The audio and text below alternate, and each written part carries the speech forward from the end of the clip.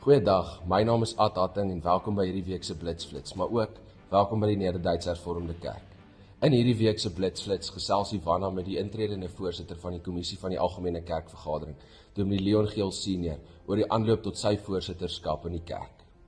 Baie geluk aan Dr. Johan Nel wat 'n beroep ontvang het na Bloemfontein Wesgemeente. Die kerk wens jy alle voorspoed en seën toe op hierdie nuwe lewenspad. Dan is die datums vir die ringsvergaderings ook in die Blitspos gepubliseer.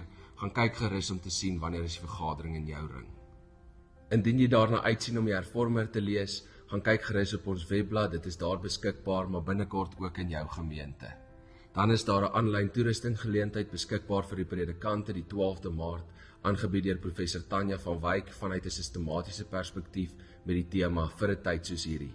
Gaan kyk gerus in die Blitspos vir meer inligting. Baie dankie dat jy ingeskakel het vir hierdie week se Blitsflits. Los gerus vir ons in die comments van watter gemeente af jy kom, dat ons ook kan sien van waar af ons aanlyn gehoor inskakel.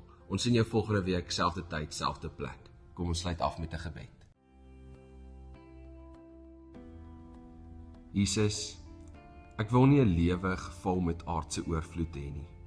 Ek kies stilte tyd bo die geraas, innerlike vrede eerder as die gejaag, dankbaarheid in plaas van begeerte. Maak plek in my hart vir die eenvoud van 'n Christelike lewe. Help my om my fokus doelbewus te rig op dit wat werklik saak maak. Amen.